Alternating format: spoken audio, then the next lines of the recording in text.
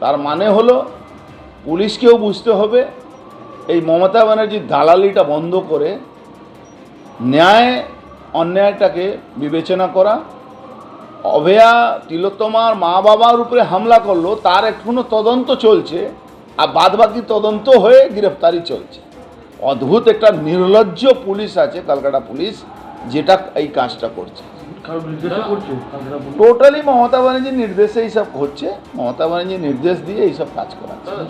নবান্ন অভিযানে প্রথম গ্রেপ্তার অর্জুন সিং এর ঘনিষ্ঠ এবং দ্বিতীয় গ্রেপ্তারও অর্জুন সিং এর ঘনিষ্ঠ।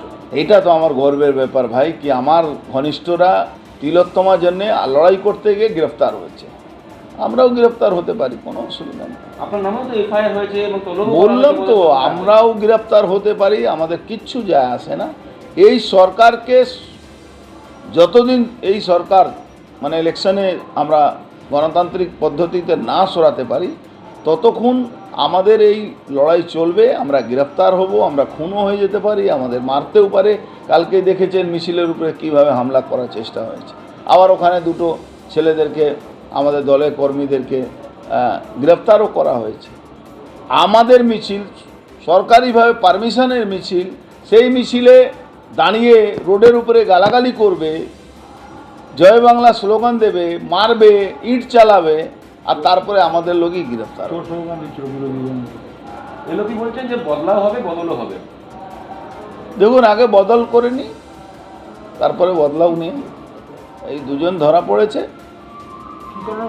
ধরা পড়েছে মানে কি, থানায় গেছি কমপ্লেন করতে, তাকে ধরে বন্ধ করে দিয়েছে, এইটাই তো ধরা পড়াও।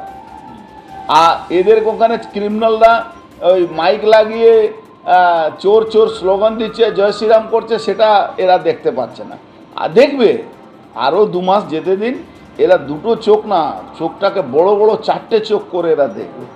রোহিঙ্গাদের জন্য লখনৌ থেকে 1000 দেখুন, বীজপুরে সূর্যনগর কলোনি আপনারা জানেন, ওটা পুরো রোহিঙ্গাদেরকে, বাংলাদেশি অনুপ্রবেশকারী মুসলমানদেরকে তৃণমূলের নেতারা ওই রেলের জায়গা বেছে বেছে ওখানে বসিয়েছে, বেছে দিয়েছে রেলের জায়গা।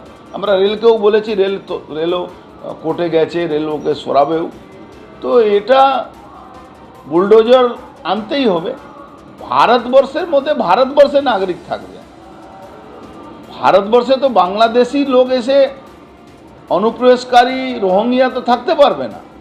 হ্যাঁ, হিন্দুদের জন্যে বাংলাদেশ, পাকিস্তান, আফগানিস্তান থেকে হিন্দুদেরকে আমরা এখানে শরণ দেব, এখানে তাদেরকে নাগরিকতা দেব, তাদেরকে শরণার্থী হিসাবে নিয়েও আমরা নাগরিকতা দেব।